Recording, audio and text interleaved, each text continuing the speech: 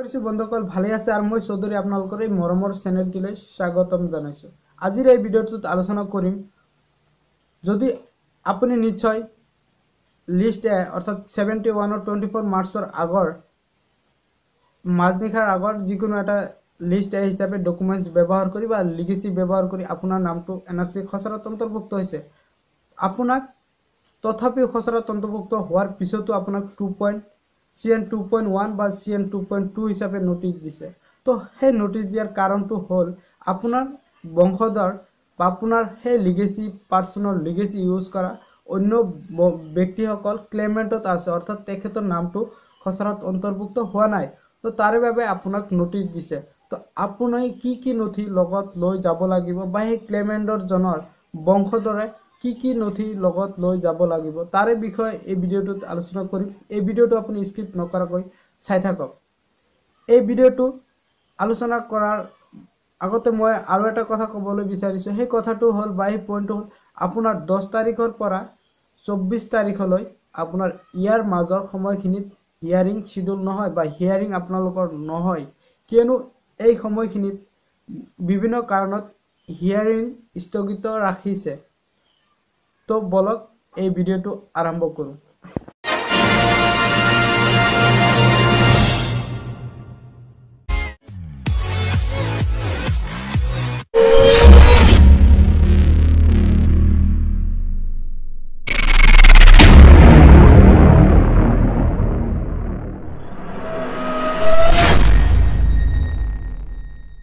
পালে যে এই ভিডিঅ'টোতে আলোচনা কৰিম যে আমি কি নথি লগত লৈ যাব লাগিব। ধৰক মোৰ নামটো খসৰাত অন্তৰ্ভুক্ত হৈছে বা আপোনাৰ নামটো খসৰাত অন্তৰ্ভুক্ত হৈছে। তো আপোনাৰ বংশধৰ হয়তো আপোনাৰ সিস্টাৰ বা ব্ৰাদাৰ বা যিকোনো মেম্বাৰ আপোনাৰ বংশধৰ ক্লেমেন্টত আছে, তাৰে বাবে আপোনাক CN 2.1 আৰু 2.2 হিচাপে নিশ্চয় নোটিশটো পাইছে। যদি নোটিশ পোৱা নাই আপুনি গম পাইছে যে আপোনাৰ ল'ৰা বা আপোনাৰ ছোৱালী বা আপোনাৰ ভনী সেই মানুহজনৰ হিয়াৰিং হৈছে বা হিয়াৰিং হৈ আছে, তো আপুনি সেইদিনা বা সেই ব্যক্তিজনৰ লগত যোৱাটো খুবেই উপযুক্ত হ'ব, কিয়নো আপোনাৰ নিজৰ অৰ্থাৎ নিজৰ ব্লাড ৰিলেশনশিপ থকা হলে বেছি বেটাৰ হয়, কিয়নো আপোনাৰ যদি সেই লিগেসি ইউজ কৰি আপোনাৰ নামটো খসৰাত অন্তৰ্ভুক্ত হৈছে, তো আপোনাৰ নিজৰ কাজিন নহয়, নিজৰ ওন ব্ৰাদাৰ বা সিস্টাৰ বা সন তেখেতে আপোনাৰ সেই লিংকটোতে সেই লিগেসি ডাটাটো ব্যৱহাৰ কৰিছে।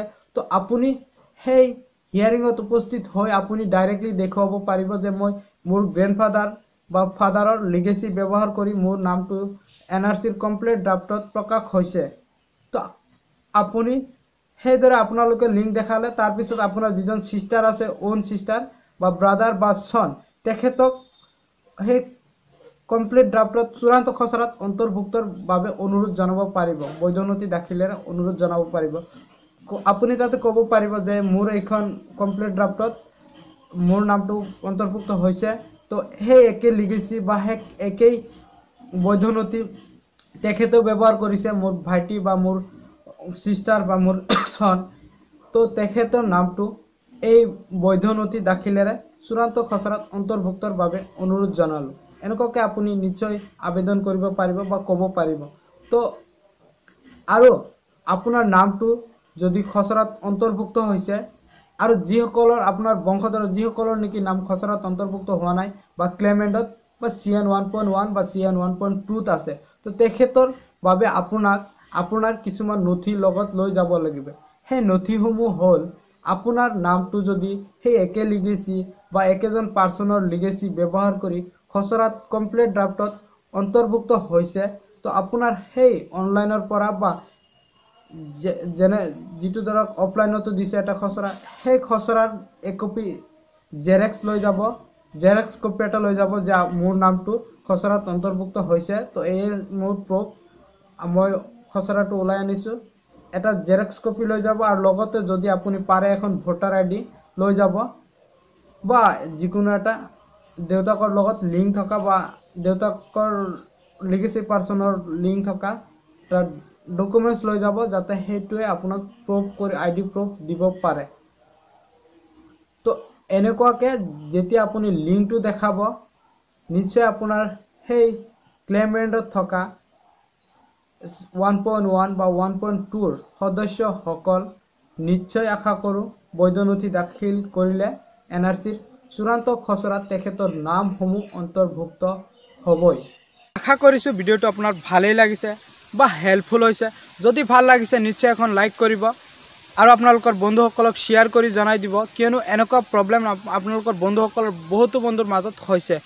তো আৰু এটা অনুৰোধ, যদি মোৰ চেনেলটো ছাবস্ক্ৰাইব কৰা নাই বা আপুনি মোৰ চেনেললৈ নতুন আহিছে তেনেহ'লে মোৰ চেনেলৰ কাষতে থকা ৰঙা ছাবস্ক্ৰাইব বটনটো আপুনি টাচ কৰি ছাবস্ক্ৰাইব কৰি দিয়ক আৰু লগতে ওলাই বেল আইকনটো আপুনি টাচ কৰি অন কৰি ৰাখক, যাতে মই এনেকুৱা আপোনালোকৰ হেল্পফুল ভিডিঅ' যেতিয়াই আপলোড দিম আপুনি লগে লগে নটিফিকেশ্যন পাই থাকিব বা লেটেষ্ট আপডেটসমূহ পাই থাকিব।